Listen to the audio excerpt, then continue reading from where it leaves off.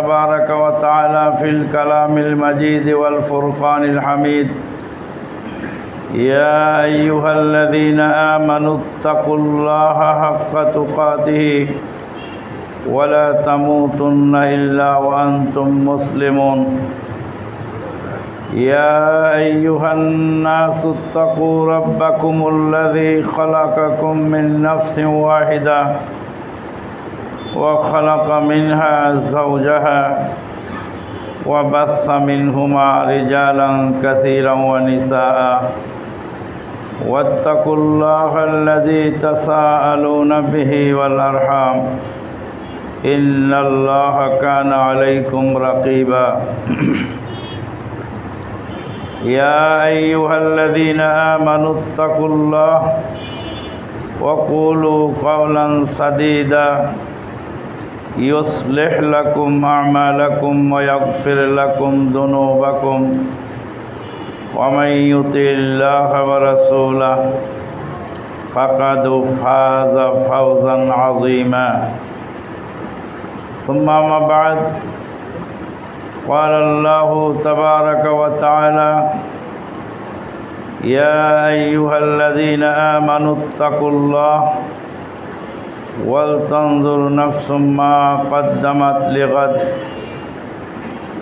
وقال النبي الأمين صلى الله عليه وسلم: من عمل عملا ليس عليه أمرنا فهو رد. رواه মুসলিম। যাবতীয় প্রশংসা সেই মহান আল্লাহ পাকের জন্য, যিনি আমাদেরকে ঐতিহ্যবাহী ঐতিহাসিক আল আমিন জামে মসজিদে সালাতুল জুমা আদায়ের জন্য সমবেত হওয়ার তৌফিক দান করেছেন। তারই বারগাহে শুকরিয়া আলহামদুলিল্লাহ। জি হ্যাঁ, আহলে হাদিস মসজিদে সালাত আদায় করতে পারাটা এটা একটি সৌভাগ্যের ব্যাপার। ছাত্র জীবনে আমি চকবাজার শাহী মসজিদে জুমার সালাত আদায় করেছিলাম বিশ্ববরেণ্য কারি ওবায়দুল্লাহ রাহেমাহুল্লাহর পেছনে। আমার বহুদিনের শখ ছিল যে কারি ওবায়দুল্লাহর পিছনে যদি সালাত আদায় করতে পারতাম। রেডিও টেলিভিশনে যার কেরাত শোনা যেত, যার আজানে ঢাকাবাসীর ঘুম ভেঙেছে। সালাত শেষেই দেখলাম মসজিদের দোতলাতেই কবর। পীর তো মারা যায়, মাটিতে দাফন হয়, কিন্তু এ পীর আবার দোতলার উপর মরেছে, আর দোতলার উপরে তাকে দাফন করা হয়েছে। আজকে খুব আফসোস হয় যে আমার জীবনের একটি জুমা নষ্ট হয়েছে, কারণ কবরওয়ালা মসজিদে সালাত আদায় করেছি। বাংলাদেশে অধিকাংশ মসজিদে, বিশেষ করে চিটাগাং, সিলেট এসব এলাকায় গিয়ে মসজিদে সালাত আদায়ের পরিবেশ নাই। অধিকাংশ মসজিদ মাজার কেন্দ্রিক, আর কবরওয়ালা মসজিদে তো সালাত হয় না, এটা সর্বজন বিদিত। চিটাগাং সফরে যাওয়ার পথে মসজিদ খুঁজে পেলাম না কোথায় সালাত আদায় করি। ফজরের টাইম শেষ হওয়ার পথে একটা মসজিদে দেখলাম সেখানে মাজার কবর নাই। সালাত আদায় শেষে বের হয়ে দেখলাম ডাক পিয়ন বাবা হুজুরের দরবার। তাহলে ডাক পিয়ন বাবা মানে তো বলছে এই বাবা মানুষের চিঠিপত্র আল্লাহর কাছে পৌঁছায় দিত, মানুষের চাওয়া পাওয়া আল্লাহর কাছে পৌঁছিয়ে দিত, এই জন্য এর নাম হলো ডাক পিয়ন বাবা। পরে গাড়ির মধ্যে এসে সালাদটা আবার দোহরায় পড়লাম, কেন মসজিদওয়ালা কবরওয়ালা মসজিদে সালাত হয় না।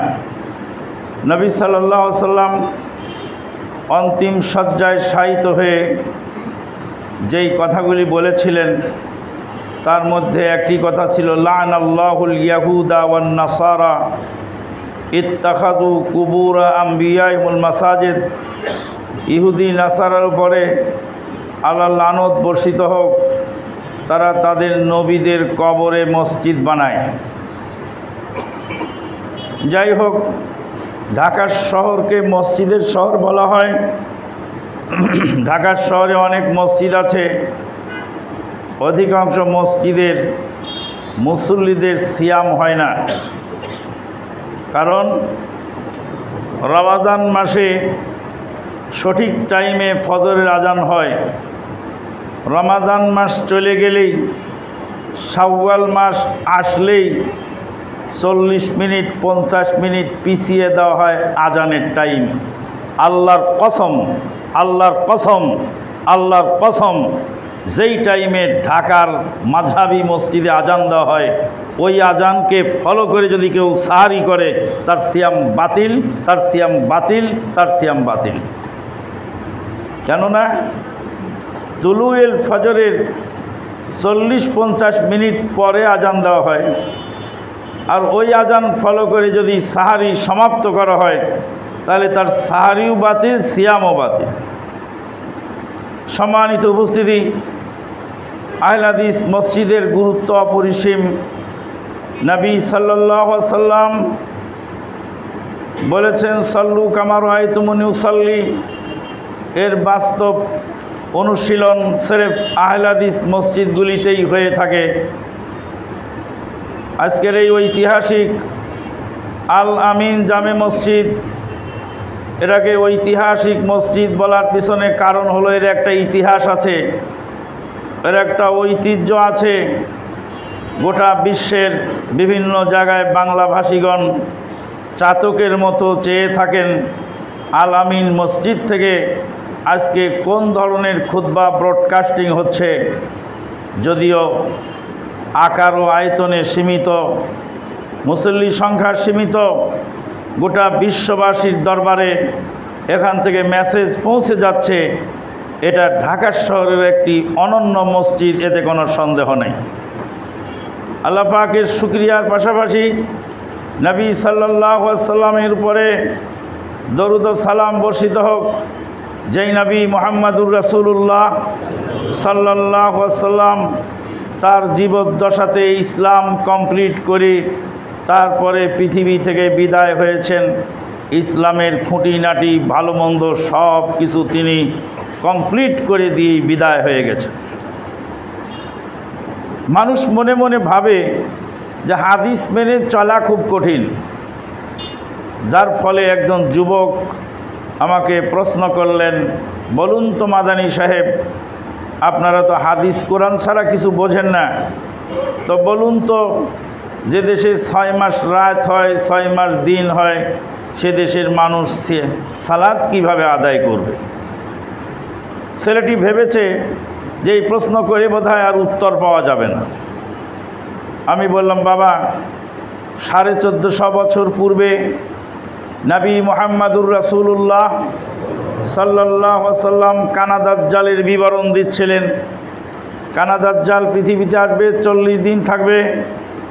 40 দিনের প্রথম দিন হবে 1 বছরের সমান, দ্বিতীয় দিন হবে 1 মাসের সমান, তৃতীয় দিন হবে 1 সপ্তাহের সমান, চতুর্থ দিন হবে স্বাভাবিক দিনের সমান। সঙ্গে সঙ্গেই একজন সাহাবী প্রশ্ন করলেন, ইয়া রাসূলুল্লাহ সাল্লাল্লাহু আলাইহি ওয়াসাল্লাম, আমরা যদি সেই সময় বেঁচে থাকি তাহলে আমরা সালাত কিভাবে আদায় করব? নবী সাল্লাল্লাহু আলাইহি ওয়াসাল্লাম বললেন, কানাদাজ্জালের প্রথম দিন হবে 1 বছর, 1 বছরে 1 দিন হবে। এই 1 দিনে 5 ওয়াক্ত সালাত পড়লে হবে না। কি করতে হবে? বর্তমান টাইমের সঙ্গে পরিমাপ করে 1 বছরে সালাত যতটি হয় ততটি সালাত আদায় করতে হবে 1 দিনে। তোমার লালু মুফতি আর ভুলু এমপির জন্য ইসলাম বাকি রেখে যাননি সাইয়্যিদুল মুরসালিন নবী মুহাম্মদুর রাসূলুল্লাহ সাল্লাল্লাহু আলাইহি ওয়াসাল্লাম। এই মসজিদের সঙ্গে যারা জড়িত আছেন, যাদের অর্থায়নে, মেধা বুদ্ধি মননে এই মসজিদ এ পর্যন্ত এসেছে তাদের মধ্যে যারা ইন্তেকাল করেছেন আল্লাহ পাক তাদের কবরে শান্তি পৌঁছিয়ে দিন, আর যারা অসুস্থ আছেন তাদেরকে সুস্থতা দান করুন, যারা বেঁচে আছেন তাদেরকে হায়াতে তাইয়্যিবা দান করুন, আল্লাহুম্মা আমিন। সম্মানিত উপস্থিতি, আজকের আলোচ্য বিষয় তাকওয়ার গুরুত্ব এবং তাকওয়া লাভের উপায়। রাজার পরিবর্তন হয়েছে, নেতার পরিবর্তন হয়েছে, নীতির পরিবর্তন হয়নি। নেতার শতবার পরিবর্তন হবে, কিন্তু নীতি যদি পরিবর্তন না হয় দেশে শান্তি আসবে না। আল্লাহ পাক বলছেন, আউযু বিল্লাহি মিনাশ শাইতানির রাজিম, ইন্নাল্লাহা লা ইউগাইয়িরু মা বিকওমিন হাত্তা ইউগাইয়িরু মা বিআনফুসিহিম। নিশ্চয় আল্লাহ পাক কোনো জাতির ভাগ্যের পরিবর্তন ঘটান না যতক্ষণ পর্যন্ত সেই জাতি তার আমল, আখলাক, আকীদা, বিশ্বাসের পরিবর্তন না ঘটায়। নেতার পরিবর্তন হবে, নীতির পরিবর্তন না হলে শান্তি আসবে না। যা আমরা বড় আশা করেছিলাম যা আমরা একটু পেতে যাচ্ছি কিছু, কিন্তু সিন্ডিকেটের জ্বালায় ঝালাপালা আমরা আশা করেও নিরাশ হওয়ার পথে। তবে হ্যাঁ, একটু স্বস্তির নিঃশ্বাস আমরা ফেলছি। আর এই ব্রাহ্মণ্যবাদী চক্রান্ত দেশকে অস্থিতিশীল করার জন্য খুব পাঁয়তারা চালাচ্ছে। এদেশের শান্তিপ্রিয় মুসলিম, সনাতন ধর্ম এবং ইসলাম ধর্মাবলম্বীগণ সহ অবস্থানে যুগের পর যুগ চলে এসেছে, কিন্তু এখন নতুন করে আর একটি ষড়যন্ত্র করে এই দেশকে অস্থিতিশীল করার জন্য চেষ্টা করা হচ্ছে। সেদিকে আমাদেরকে সজাগ থাকতে হবে, জোরালো প্রতিবাদ জানাতে হবে। সদাশয় সরকারের বাহাদুরের দায়িত্বশীলদের কাছে বিনীত অনুরোধ, এই অধ্যত্ববাদী ব্রাহ্মণ্য জঙ্গিদেরকে কঠোর হস্তে দমন করতে হবে, না হলে দেশ আর একটু ভয়াবহর দিকে এগিয়ে যাবে। তাদের অধ্যত্ব দেখে আশ্চর্য হতে হয়, তাদের লম্পঝম্প দেখলে হতভম্ব হতে হয়। কিন্তু দুঃখজনক হলে সত্য, মুসলিমদের এক শ্রেণীর মুসলিম যারা মন্দির পাহারা দিয়ে দাদাবাবুদেরকে খুশি করার চেষ্টায় আছে। তাদের দলের মধ্যে আবার এই সনাতন ধর্মের লোকদেরও একটা শাখা খুলেছে। আমি বিনীত স্বরে তাদেরকে জিজ্ঞেস করতে চাই, আপনারা যখন মিছিলে, মিটিংয়ে স্লোগান দেবেন লিল্লাহে তাকবীর, আল্লাহু আকবার, তো আপনাদের দলের যে এই সনাতন ধর্মের শাখার লোকেরা তারা কি জয় শ্রীরাম স্লোগান দেবে, নাকি বন্দে মাতরম স্লোগান দিবে, নাকি আল্লাহু আকবার স্লোগান দিবে? জগা খিচুড়ি দিয়ে ইসলাম হয় না, এটা ভালো করে বুঝতে হবে। সম্রাট আকবরের দিন ইলাহি কায়েম করে কশ্চিনকালেও কাজ হবে না। আল্লাহ পাক বলছেন, কাদ বাদাতিল বাগদাউ মিন আফওয়াহিহিম ওয়া মা তুখফি সুদুরহুম আকবার। তাদের এই সমস্ত বেঈমানদের মুখ দিয়ে বিষাক্ত বিষ বের হয়, আর অন্তরে লুকিয়ে থাকা বিষ তার চেয়ে আরও ভয়াবহ। আল্লাহ বলছেন, ওয়ালান তারদা আনকাল ইয়াহুদু ওয়ান নাসারা হাত্তা তাত্তাবিয়া মিল্লাতাহুম। ইহুদি নাসারারা কশ্চিনকালেও তোমাদের উপরে খুশি হবে না, রাজি হবে না, যতক্ষণ পর্যন্ত তোমরা তাদের মিল্লাতকে গ্রহণ না করো। কাজেই এই জগা খিচুড়ি তৈরি করে দাদাবাবুদেরকে খুশি করে আল্লাহকে খুশি করা যায় না। পরিষ্কার ভাষায় বলতে হবে, ধর্ম তারটা সে পালন করবে। সেখানে নাশকতার আশঙ্কা করলে পাহারা দেওয়ার জন্য আমার পুলিশ বাহিনী আছে, যারা আমাদের ট্যাক্সের টাকা খেয়ে, বেতন খেয়ে তারা এই পুলিশের দায়িত্ব পালন করে। বিগত সরকারের পতনের আগের জমায় খুতবার মধ্যে আমরা বলেছিলাম, হে পুলিশ, তুমি আল্লাহকে ভয় করো, তোমার গায়ের জামাটা আমার টাকার কেনা, তোমার পায়ের বুটটা আমার টাকার কেনা, তোমার হাতের বুলেটটা আমার টাকার কেনা। আমি হলাম এদেশের নাগরিক আর তুমি হলে এদেশের সেবক। তুমি আমার ছেলের বুকে, আমার ভাইয়ের বুকে গুলি করে ঝাঁঝরা করতে পারো না, কারণ ওই গুলিটা আমার টাকার কেনা। আমরা হলাম এদেশের নাগরিক। সম্মানিত উপস্থিতি, বলছিলাম পরিস্থিতি খুব ভয়াবহ। তাকওয়াশীল সমাজ যতক্ষণ পর্যন্ত না গড়বে ততক্ষণ পর্যন্ত শান্তি প্রতিষ্ঠিত হবে না। এই জন্য আল্লাহ পাক বহু জায়গায় ইয়া আইয়ুহান নাসু তাকু রাব্বাকুম, ইয়া আইয়ুহাল্লাযীনা আমানুত্তাকুল্লাহ, ইয়া আইয়ুহাল্লাযীনা আমানুত্তাকুল্লাহ ওয়াল তানজুর নাফসুম মা কাদ্দামাত লিগাদ। আল্লাহ পাক কোরআনের পাতায় পাতায় সত্রে সত্রে সব সময় তাকওয়ার নির্দেশ দিয়েছেন। তাকওয়া এমন একটি গুণ, যেই তাকওয়া থাকলে মানুষ দুনিয়াতেও লাভবান হয়, আখিরাতেও লাভবান হয়। আউযু বিল্লাহি মিনাশ শাইতানির রাজিম।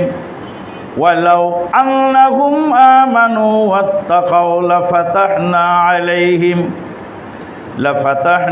আলাইহিম বারাকাতিম মিনাস সামাই ওয়াল আরদ ওয়ালাকিন কাযাবু ফাখাযনাহুম বিমা কানু ইয়াকসিবুন।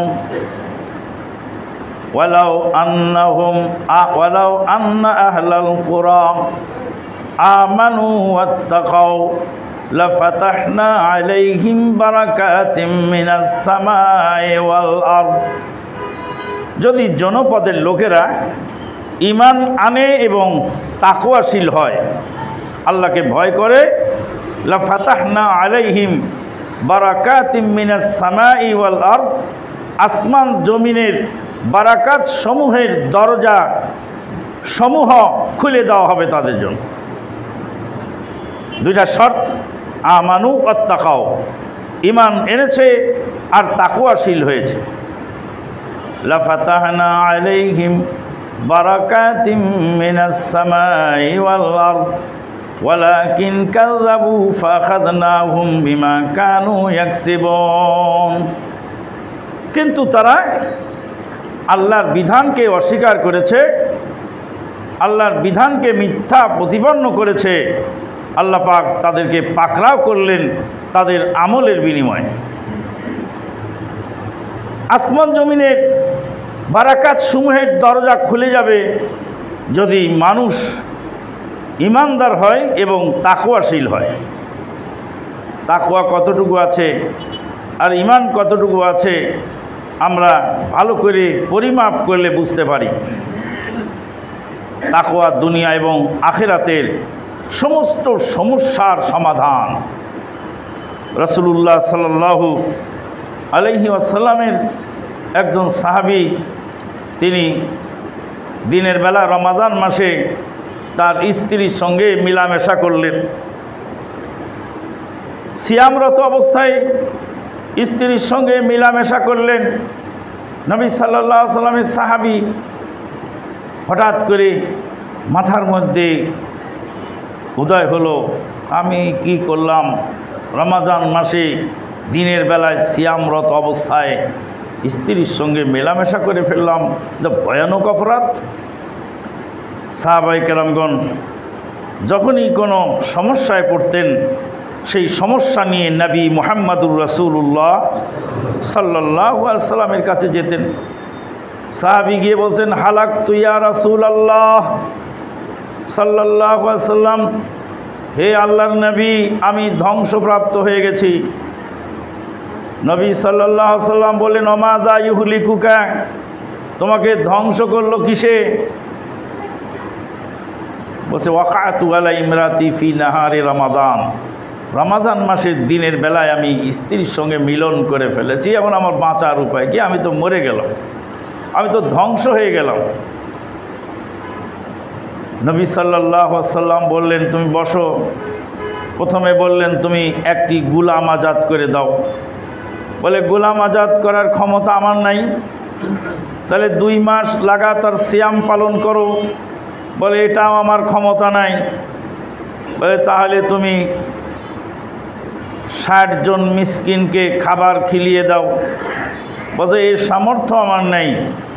নবী সাল্লাল্লাহু আলাইহি সাল্লাম বলেন বসো, দেখি আল্লাহর তরফ থেকে কোনো বন্দোবস্ত হয় কি না। বুখারীর হাদিস বলছি, নবী সাল্লাল্লাহু আলাইহি সাল্লামের সাহাবী অপেক্ষা করছেন। হাদিস আপনারা বহুবার শুনেছেন।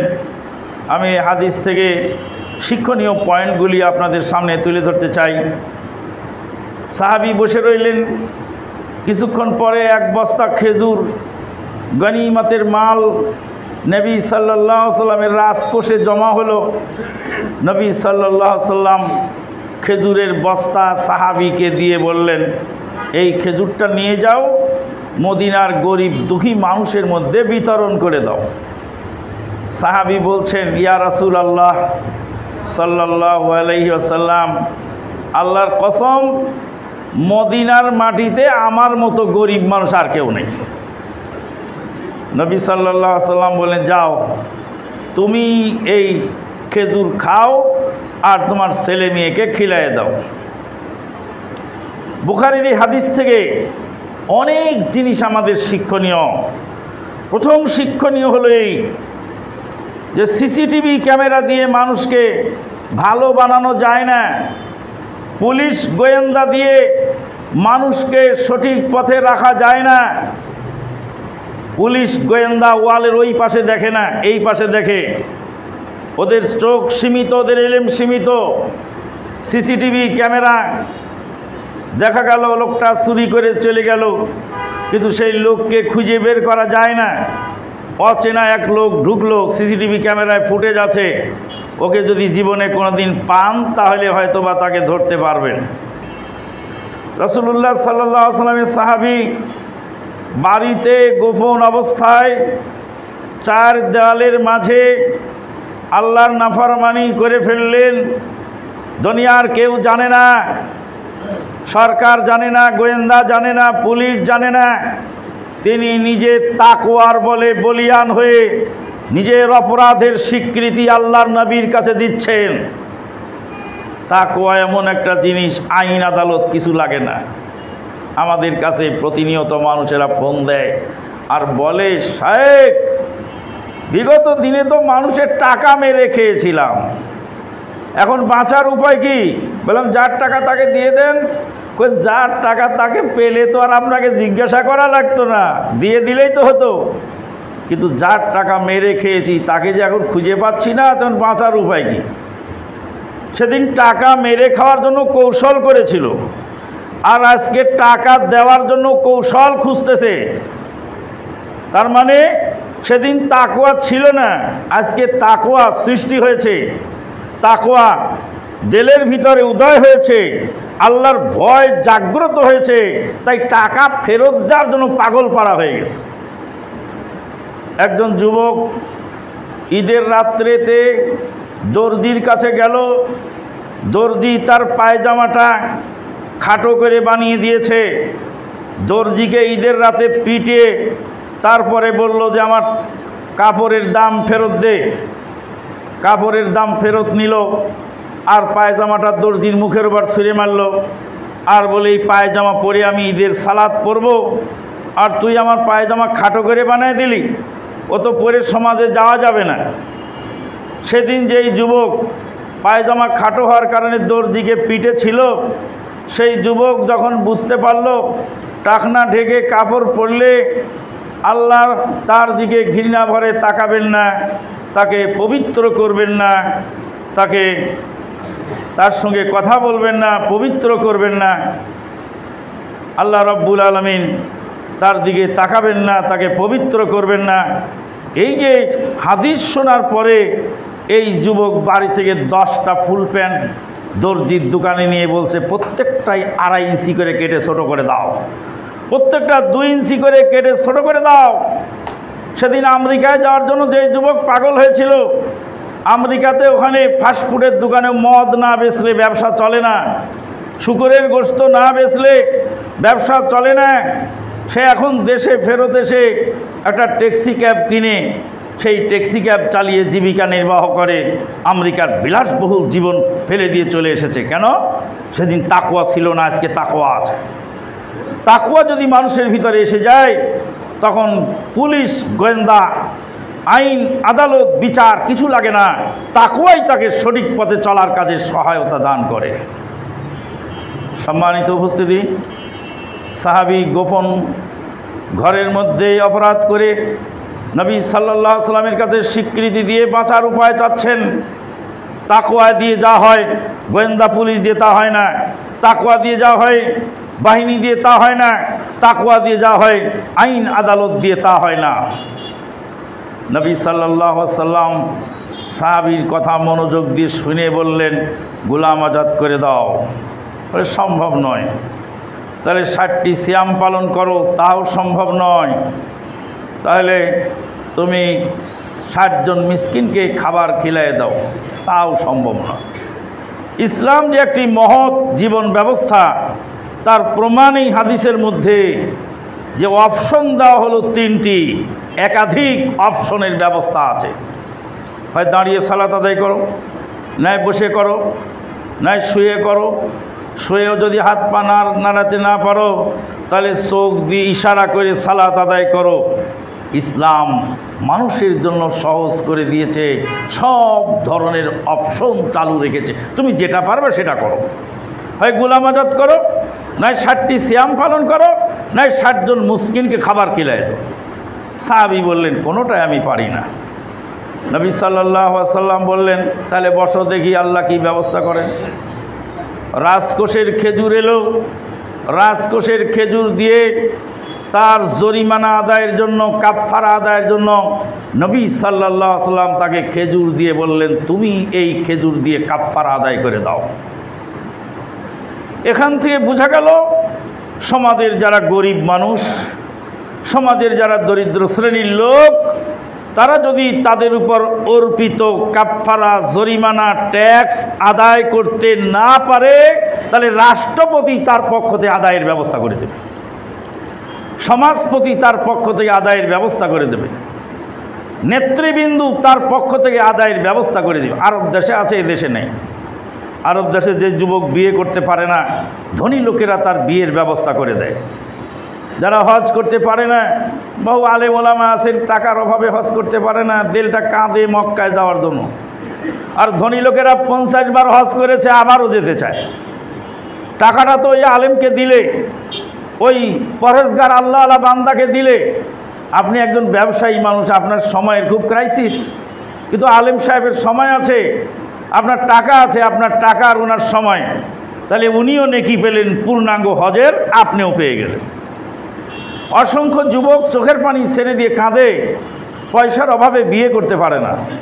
অসংখ্য মেয়ের বাপ চোখের পানি ছেড়ে দিয়ে কাঁদে, যৌতুকের দায়ে মেয়ে নিয়ে ঘরে বসে আছে।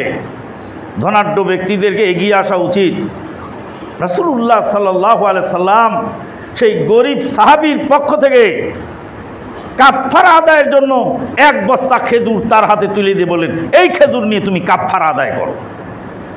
সাহাবী বললেন যে আমার মতো গরিব মদিনাতে আর কেউ নেই। হাদিসের এই অংশ থেকে বোঝা গেল, নিজের অভাব থাকলে সেটা প্রকাশ করা যেতে পারে যথাযথ দায়িত্বশীলের কাছে। আমি একজন অভাবী লোক, বা আমার সমস্যা আছে, বা আমার চিকিৎসার টাকা দরকার, আমি টাকা ম্যানেজ করতে পারছি না, বলার পরে দায়িত্বশীল নবী, রাষ্ট্রপতি নবী, সমাজপতি নবী, সমাজের নেতৃত্ব দানকারী নবী, সমাজের গরিব দুঃখী মানুষের বন্ধু আপন জন নবী, তিনি বললেন, এই খেজুরটা নিয়ে তোমার ছেলে মেয়েকে খিলায় দাও, কাফফারা আদায় হয়ে যাও। আল্লাহু আকবার, সুবহানাল্লাহ। হাদিসের শেষ শিক্ষা যেটা আমরা বুঝতে পারলাম, তাহলে সাহাবী এসেছিলেন পাপ থেকে মুক্ত হওয়ার জন্য। সাহাবী এসেছিলেন পরকালের নাজাত কিভাবে হবে এই জন্য। আল্লাহ পাক পরকালের নাজাতের ব্যবস্থা তো দিলেন, আবার দুনিয়াতে 1 বস্তা খাদ্য তার বাড়িতে চলে গেল। তাহলে আখেরাত ভি হুয়া, দুনিয়া ভি হুয়া। আখিরাতের সমস্যার সমাধানও হলো আর দুনিয়ার সমস্যার সমাধান হলো। আল্লাহ পাক আয়াত নাজিল করে বলছেন, ওয়ামান ইয়াত্তাকিল্লাহ ইয়াজআল লাহু মাখরাজা ওয়া ইয়ারযুকুহু মিন হাইসু লা ইয়াহতাসিব। ওয়ামান ইয়াত্তাকিল্লাহ, যে ব্যক্তি আল্লাহকে ভয় করে, ইয়াজআল লাহু মাখরাজা, আল্লাহ পাক তার বাঁচার পথ বের করে দেন। ওয়া ইয়ারযুকুহু মিন হাইসু লা ইয়াহতাসিব, তাকে খাদ্যের ব্যবস্থা করেন, রুজির ব্যবস্থা করেন, এমন উৎস থেকে রুজির ব্যবস্থা করেন সে কোনোদিন কল্পনাও করে নাই, কল্পনাও করে নেই যে আমি আমার এই পাপের অপরাধ থেকে মাপ চাইতে গেলে আবার খাদ্যের ব্যবস্থা হয়ে যাবে। আল্লাহু আকবার, সুবহানাল্লাহি ওয়া বিহামদিহি। তাহলে আমরা বলতে পারি তাকওয়া দুনিয়ার সমস্যার সমাধান, আখিরাতের সমস্যার সমাধান। তাকওয়ার অনেক ফজিলত আছে, সেগুলি বলতে গেলে খুতবায় কুলায় না। তাকওয়া অর্জনের উপায় কি? আলী রাদিয়াল্লাহু তাআলা আনহুকে জিজ্ঞেস করা হয়েছিল, হে আলী ইবনে আবি তালেব, তাকওয়া অর্জনের উপায় কি? আলী রাদিয়াল্লাহু তাআলা আনহু বললেন, আল খাউফু মিনাল জালিল ওয়াল আমালু বিত তানজিল ওয়ার রিদা বিল কালিল ওয়াল ইস্তিদাদু লিয়াউমির রাহিল। আল খাউফু মিনাল জালিল, জলিলকে ভয় করো। ওয়াল আমালু বিত তানজিল, আল্লাহর নাজিলকৃত ওহীর বিধান অনুযায়ী আমল করো। ওয়ার রিদা বিল কালিল, অল্পতে তুষ্ট থাকো। ওয়াল ইস্তিদাদু লিয়াউমির রাহিল, বিদায়ের দিনের জন্য প্রস্তুতি গ্রহণ করো, বিদায়ের দিনের জন্য প্রস্তুতি গ্রহণ করো। এই চারটি কাজ করলে তুমি তাকওয়াশীল হতে পারবে। আল খাউফু মিনাল জালিল, জলিলকে ভয় করো। পৃথিবীর অন্ধকার প্রকোষ্ঠে গিয়ে, সাগর মহাসাগরের তলদেশে গিয়ে তুমি পাপ করো, আল্লাহর চোখকে ফাঁকি দেওয়া সম্ভব নয়। আল খাউফু মিনাল জালিল, আল্লাহকে ভয় করো। হাদিস বহুত আসছে, ওই যে তিনজন ব্যক্তি পাহাড়ের গর্তে আটক পড়ে গেল, তার মধ্যে একজন বলছে, আমার চাচাতো বোনের বুকের উপর আমি এমনভাবে বসেছিলাম যেমনভাবে স্বামী তার স্ত্রীর বুকের উপরে বসে। মানে অবৈধ কাজে এমনভাবে লিপ্ত হয়েছি যে একদম ডাইরেক্ট অবৈধ কাজ শুরু হয়ে গেছে। তখনই মেয়েটি বলছিল, ইয়া আব্দাল্লাহ ইত্তাকিল্লাহ, হে আল্লাহর বান্দা তুমি আল্লাহকে ভয় করো। লোকটি বলছে, এই আওয়াজ শোনার সঙ্গে সঙ্গেই আমি লাফ দিয়ে তার বুক থেকে নেমে গেলাম। কত বড় স্যাক্রিফাইস! ইত্তাকিল্লাহ, আল্লাহকে ভয় করো। ইয়া আব্দাল্লাহ, হে আল্লাহর বান্দা আল্লাহকে ভয় করো, আমার সতীত্বকে তুমি নষ্ট করো না। তোমার অনুরোধ, আমার সতীত্বকে নষ্ট করো না। আল্লাহর ভয়ে সেই ব্যক্তি নেমে গেল। আল্লাহ পাক দুনিয়ার সেই বিপদ থেকে তাকে উদ্ধার করলেন এই তাকওয়ার ওসিলায়। আল্লাহর ভয় যার আছে, পাপ করতে তার অন্তর কাঁপে। দুনিয়ার মানুষকে সন্তুষ্ট করার জন্য, দুনিয়ার মানুষকে, মানুষের বাহাবা কুড়াবার জন্য মানুষ অনেক কিছু বলে। তাকওয়া থাকলে মানুষ মানুষের উপরে জুলুম করে না। কয়েকদিন আগে এক বক্তৃতায় বলছিলাম যে বাংলাদেশে একজন মন্ত্রী ছিলেন, তার নাম ওবায়দুল কাদের। কাদের তো আল্লাহর নাম, আর ওবায়দুল কাদের তার নাম তার বাবা মা রেখেছে। নিশ্চয়ই বাবা মা ভালো মানুষ ছিল, নাহলে তো নাট বল্টু চকলেট ট্যাবলেট এগুলি রাখতো, তা তো রাখেনি, রাখছে ওবায়দুল কাদের। এখন লোকটা অপরাধী, কিছু অপরাধ করছে, অপরাধের বিচার দুনিয়াতে হবে, আখিরাতে হবে। তওবা করলে আল্লাহ মাফ করবে, আল্লাহ মাফ করলে আমার কিছু বলার নাই। কিন্তু আমি তার নাম রাখলাম কাউয়া কাদের। কাদের কি তো ওই লোকের নাম নয়, কাদের তো আল্লাহর নাম। তা আল্লাহর নামের সামনে কোনো তাকওয়াশীল, কোনো পরহেজগার, কোনো আল্লাহওয়ালা, আল্লাহকে ভয় করা কোনো পাবলিক এই শব্দ বলতে পারে না। কারণ আল্লাহ পাক বলছেন ওয়ালা তানাবাজু বিল আলকাব, মানুষের নাম বিকৃত করে এইভাবে মানুষকে অপমান অপদস্থ করার জন্য, ট্রোল করার জন্য এগুলি করা হবে না। চূড়ান্ত হাদিস শুনে নিন। নবী সাল্লাল্লাহু আলাইহি ওয়াসাল্লাম বলছেন মান আইয়ারা আখাহু বিজামবিন, যে ব্যক্তি তার ভাইকে অপমান করে পাপের কারণে, লাম ইয়ামুত, সে মরবে না, হাত্তা ইয়ামালাহু, সেই পাপ তার দ্বারা যতক্ষণ না ঘটবে।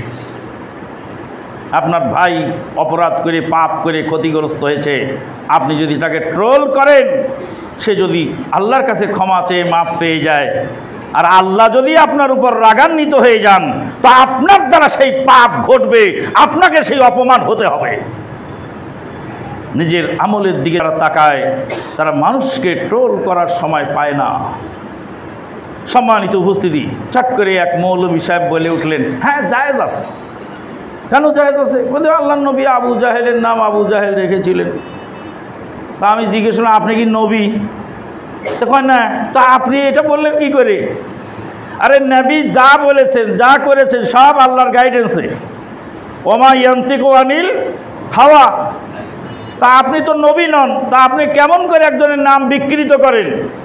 নবী যদি আবু জাহেলের নাম আবু জাহেল রেখে থাকেন, এরা তো নবী, তিনি আল্লাহর গাইডেন্সে কাজটা করেছেন। তা আপনি কোন গাইডেন্সে কাজ করতেছেন? আল্লাহ যে বলছে ওয়ালা তানাবাজু বিল আলকাব, মানুষের নাম বিকৃত করে, মানুষের নাম অপব্যাখ্যা করে, বিকৃত করে, ট্রোল করে বলুন ওয়ালা তানাবাজু বিল আলকাব বেসাল ইসমুল ফুসুক বাদাল ঈমান। সম্মানিত উপস্থিতি, তাকওয়া যদি মানুষের ভিতরে থাকে, আল্লাহ পাক বলেন ওয়ালা ইয়াজরিমান্নাকুম শানাআনু কওমিন আলা আল্লাহ তা'দিলু ই'দিলু হুয়া আকরাবু লিত-তাকওয়া। কোনো কওমের সাথে দ্বন্দ্ব থাকে, সেই দ্বন্দ্বের কারণে কশ্চিন কালেও সেই কওমকে তুমি বেইনসাফি কথা বলো না। সে হতে পারে আমার দলের বাইরের লোক, হতে পারে আমার মানহাজ মাসলাকের বাইরের লোক, কিন্তু তার উপরেও আমি কোনো বাড়তি কথা চাপিয়ে দিতে পারি না। যেটুকু হয়েছে সেটুকু বলতে হবে, বাড়তি বলার অধিকার আমার নাই। আল্লাহর ভয় যখন মানুষের ভিতরে এসে যায়, তখন মানুষ অনেক পাপ থেকে বেঁচে যায়। আল খাউফু মিনাল জালিল ওয়াল আমালু বিত-তানজিল, কোরআন হাদিস অনুযায়ী আমল করা। আহলে হাদিস আন্দোলন বাংলাদেশ তাদের স্লোগানে বলেছে, আসুন পবিত্র কোরআন ও সহিহ হাদিস অনুযায়ী জীবন গড়ি। আসমান থেকে নাজিলকৃত ওহীর বিধান আমল করো। বাপ দাদা আকাবেরিনদের নয়, চিন্তাবিদ এবং ইসলামের পণ্ডিতের কথা অনুযায়ী নয়। ওয়াল আমালু বিত-তানজিল, কোরআন এবং সুন্নাহ ভিত্তিক জীবন গড়ো। ওয়ার রিদা বিল কালিল, অল্পতে তুষ্ট থাকো। অল্পতে মানুষ তুষ্ট হয় না। মানুষের দেহটা রাখতে 3.5 হাত জায়গা লাগে। আমি আমানুল্লাহ, আমার দেহটা রাখতে 3.5 হাত জায়গা লাগে। আমার পেটটা ভরতে 150 থেকে 200 গ্রাম চাউল হলে পেটটা ভরে যায়। 4.5 গজ কাপড় হলে পুরা শরীর ঢেকে যায়।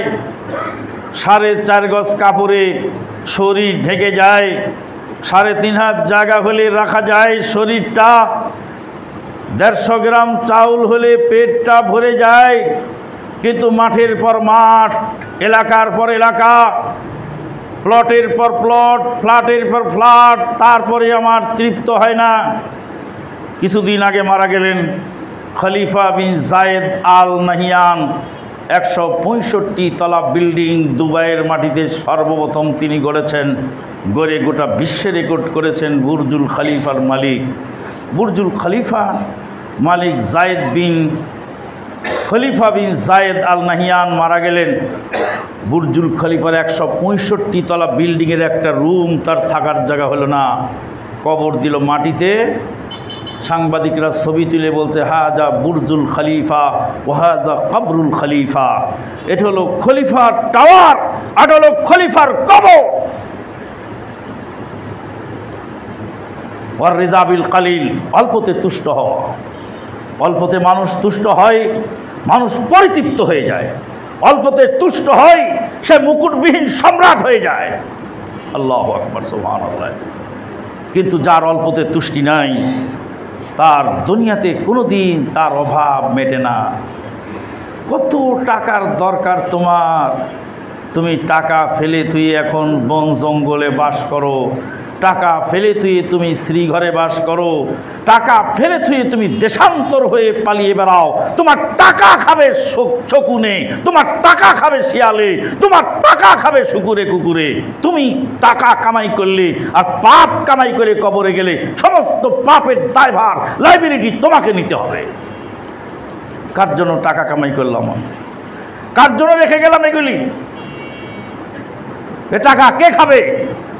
এত টাকার কেন প্রয়োজন হলো? টাকা যতটুকু প্রয়োজন ততটুকু হয়। আলী রাদিয়াল্লাহু তাআলা আনহু বলেন ওয়ার রিজা বিল কালিল, অল্পতে তুষ্ট হও, তোমার দিল শান্ত থাকবে, তুমি তাকেও অর্জন করতে পারবে। 4 নম্বর হলো ওয়াল ইস্তিদাদুল ইয়াউমির রাহিল, মৃত্যু ঘণ্টা বেজে আসবে, তার জন্য প্রস্তুতি গ্রহণ করো।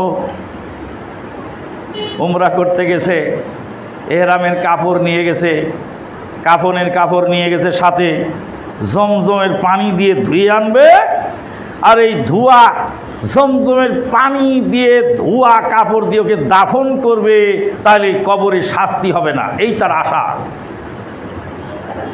আব্দুল্লাহ বিন উবাই বিন সালুলের জানা যায় নবী মুহাম্মদুর রাসূলুল্লাহ সাল্লাল্লাহু আলাইহি ওয়াসাল্লাম গেলেন, নিজের গায়ের গেঞ্জিটা খুলে এই মুনাফিকের গায়ে পরিয়ে দিলেন, নিজে জানাজা পড়লেন, নিজে কবরে রাখলেন। আল্লাহ পাক বললেন ইন তাস্তাগফির লাহুম ৭০ মাররা লা ইয়াগফিরাল্লাহু লাহুম, ৭০ বার যদি তার পক্ষে তুমি ক্ষমা প্রার্থনা করো হে নবী, তোমার দোয়া কবুল হবে না, মুনাফিকের মাফ হবে না। মান বাত্তা বিহি আমালুহু লাম ইউসরি বিহি নাসাবুহু, যার আমল তাকে পিছিয়ে দিল, তার বংশ তাকে আগায় দিতে পারবে না। জমজমের পানি দিয়ে হেরামের কাপড় ধুয়ে এনে ওই কাপড় দিয়ে দাফন করলে তোমার নাজাত হবে, ভাবো কি করে? মৃত্যুর জন্য প্রস্তুতি গ্রহণ করা। মানুষ মরে যায়, পৃথিবীর ইতিহাস রেখে যায়। খালিদ ইবনুল ওয়ালিদ রাদিয়াল্লাহু তাআলা আনহু বহু ইসলামী যুদ্ধের সেনাপতির দায়িত্ব পালন করেছেন। যুদ্ধের ময়দানে শাহাদত বরণ তিনি করেন নাই, জীবন সায়ান্নের পড়ন্ত বেলায় তিনি সিরিয়ার হিমস শহরে মারা যাচ্ছেন, বিছানায় শুয়ে অঝোর নয়নে কাঁদছেন খালিদ ইবনুল ওয়ালিদ, যার টাইটেল দিয়েছিলেন নবী সাইফুল্লাহিল মাসলুল, আল্লাহর উলঙ্গ তলোয়ার। সাইফুল্লাহিল মাসলুল, মুতার যুদ্ধে 8খানা তলোয়ার ভেঙে গেল। সেনাপতির দায়িত্ব পালন করছেন, এক তলোয়ার দিয়ে যুদ্ধ করেন, তলোয়ার ভেঙে যায়, আর একটা খুলেন, ওটা দিয়ে যুদ্ধ করেন, ভেঙে যায়। 8খানা তলোয়ার ভেঙে গেল। 9ম তলোয়ার দিয়ে যুদ্ধ করে মুসলমানদের পক্ষে বিজয় ছিনিয়ে আনলেন যেই মহাবীর খালিদ ইবনুল ওয়ালিদ। তিনি হিমস শহরে মারা যাচ্ছেন, অঝোর নয়নে কাঁদছেন। লোকেরা বললেন আপনি তো সারা জীবন ইসলামের খেদমত করলেন, আজকে মৃত্যুর সময় কাঁদছেন কেন? তিনি বললেন আমার চোখের সামনে কত সাহাবী শহীদ হলেন, আমার চোখের সামনে কত সাহাবী শহীদ হয়ে গেলেন। আল্লাহ পাক আমার নসিবে শাহাদত রাখেননি, শাহাদতের মর্যাদা আল্লাহ আমাকে দিলেন না। আমি আজকে বিছানায় শুয়ে মারা যাচ্ছি। বিছানায় শুয়ে যারা মারা যান, শাহাদতের তামান্না যাদের দিলে আছে, তাদের সম্পর্কে নবী সাল্লাল্লাহু আলাইহি ওয়াসাল্লাম বলেন যে তুমি যদি শাহাদতের তামান্না রেখে মারা যাও বিছানায় শুয়ে, আল্লাহ পাক তোমাকে শহীদের মর্যাদা দান করবে। শহীদদের মর্যাদা কি? শহীদদের মর্যাদা এপারে দুনিয়া ওপারে জান্নাত। রাসূলুল্লাহ সাল্লাল্লাহু আলাইহি ওয়াসাল্লাম বলছেন মানুষকে নৃশংসভাবে হত্যা করা হয়।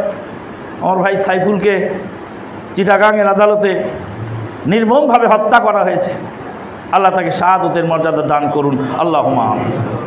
নবী সাল্লাল্লাহু আলাইহি ওয়াসাল্লাম বলেন কত নৃশংসভাবে শহীদকে হত্যা করা হয়, কিন্তু নৃশংসভাবে শহীদকে হত্যা করা হয়, তোমরা দেখতে পাও কত কষ্ট, কিন্তু পিঁপড়া কামড় দিলে যতটুকু কষ্ট হয় তার চেয়েও তার মৃত্যুর যন্ত্রণা হালকা। সম্মানিত উপস্থিতি, খালিদ ইবনুল ওয়ালিদ রাদিয়াল্লাহু তাআলা আনহু মৃত্যুর সময় অঝোর নয়নে কাঁদছেন। বিগত সালাফে সালেহিনের একজনের মৃত্যুর সময় কি অবস্থা হচ্ছে দেখা যায়। আমরা মৃত্যুর জন্য প্রস্তুতি গ্রহণ করব, যার পাওনা তাকে দিয়ে দিতে হবে। গতকাল আমার ভাই মাওলানা আবু বকর সিদ্দিক রাজশাহীর ইন্তেকাল করলেন। মাত্র 55 বছর বয়সে এই ক্ষণজন্মা আলেমে দিন তিনি বিদায় হয়ে চলে গেলেন, মাত্র 55। 2 সপ্তাহ আগে একসঙ্গেই ওয়াজ মাহফিলে গেলাম। আমাকে বলেন, উস্তাদজি আপনি কোথায় থাকবেন? আপনি যেখানে থাকবেন সেখান থেকে আপনাকে আমি উঠায় নিয়ে যাব, আমার গাড়িতে আপনাকে নিব, আমার গাড়িতে করে আপনাকে নিয়ে যাব, শুধু বলবেন অমুক জায়গায় আসতে হবে। বলে রাজশাহী মার্কাজুল ইসলামী সালাফিতে আছি। উনি গাড়ি নিয়ে আসলেন মার্কাজের মাঠে, আমাকে গাড়ির দরজা খুলে বলছে, উস্তাদজি কোন সিটে বসা আপনি ভালো মনে করেন? যেই সিটে আপনি বসবেন সেটা বসেন, বাকিটায় আমি বসবো। প্রায়োরিটি আমাকে দিলেন, আমাকে তুলে নিয়ে গেলেন, একসঙ্গে প্রোগ্রাম করলাম। কালকে লাশ হয়ে গেল, সকালবেলা স্ট্রোক করে মারা গেলেন। ময়মনসিংহের আর এক মাদানী আলেম, যিনি এহিয়াতুরাসের শিক্ষক ছিলেন, তিনি ইন্তেকাল করলেন। আমার নারায়ণগঞ্জ ফরাজি কান্দার একজন বিশিষ্ট সমাজসেবক, তিনিও ইন্তেকাল করলেন। সকাল 10টায় জানাজা হয়ে গেল। চোখের সামনে জানাজা, চোখের সামনে মানুষ মারা যাচ্ছে, এরপরেও যদি আমার প্রস্তুতি না আসে তাহলে আমার কিছু করার নাই। ওয়া আখিরু দাওয়ানা আনিল হামদুলিল্লাহি রাব্বিল আলামিন। প্রভু দয়াময়, আমরা তোমার গুনাহগার বান্দা, পিঁপড়ার চেয়ে অধম, আমাদেরকে পুরাবার জন্য তুমি জাহান্নাম তৈরি করেছো। কতবার কত হাজারো বছর জ্বালিয়ে জাহান্নামের আগুনকে তৈরি করেছো আমাদেরকে পুরাবার জন্য। আমরা অপরাধী, তোমার কাছে আমরা অপরাধ করি, কিন্তু অপরাধকে অপরাধ মনে করি, তুমি আমাদেরকে ক্ষমা করে দিও। জাহান্নামের আগুন থেকে আমাদের বাঁচাও। যখনই মৃত্যুর ঘণ্টা বাজে ঈমান নিয়ে মরে যাওয়ার তৌফিক দিও। দুনিয়াতে অল্প তুষ্ট থাকার তৌফিক দান করো, তোমার বিধান অনুযায়ী জীবন গড়ার তৌফিক দান করো। সদা সর্বদা তোমার ভয় যেন আমাদের মধ্যে জাগ্রত হয়। ওয়া আখিরু দাওয়ানা আনিল হামদুলিল্লাহি রাব্বিল আলামিন।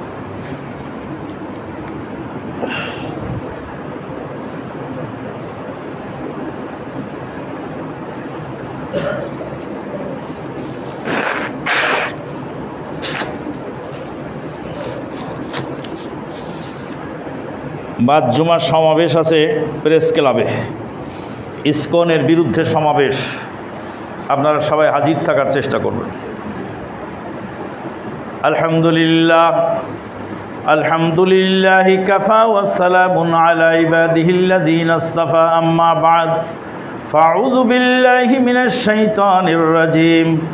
ইন্নাল্লাহা ওয়া মালাইকাতাহু ইউসাল্লুনা আলান নবী ইয়া আইয়ুহাল্লাযীনা আমানু সাল্লু আলাইহি ওয়া সাল্লিমু তাসলিমা। আল্লাহুম্মা সাল্লি আলা মুহাম্মাদিন ওয়া আলা আলি মুহাম্মাদ কামা সাল্লাইতা আলা ইব্রাহিম ওয়া আলা আলি ইব্রাহিম ইন্নাকা হামিদুম মাজিদ। ওয়া সাল্লি আলা সাইরিল আমবিয়া ওয়াল মুরসালিন ওয়া আলাল মালাইকাতিল মুকাররাবিন ওয়া আলা ইবাদিল্লাহিস সালিহিন, খুসুসান আলাল খুলাফায়ে রাশিদিন আল মাহদিন ওয়া আলা জামিইস সাহাবাতি ওয়াল আনসার ওয়াল মুহাজিরিন ওয়া আলাত তাবিঈন আজ-জাহিদিন আর-রাশিদিন বিরহমাতিকা ইয়া আরহামার রাহিমিন। اللهم اعز الاسلام والمسلمين واذل الشرك والمشركين ودمر اللهم اعداءك اعداء الدين واحمي حوزة الاسلام والمسلمين يا ارحم الراحمين. اللهم اغفر لحينا وميتنا وشاهدنا وغائبنا وصغيرنا وكبيرنا وذكرنا وانثانا. اللهم من احييته منا فاحيه على الاسلام ومن توفيته منا فتوفه على الإيمان رب ارحمهما كما ربياني صغيرا رب ارحمهما كما ربياني صغيرا رب ارحمهما كما ربياني صغيرا سبحان ربك رب العزة عما يصفون وسلام على المرسلين والحمد لله رب العالمين.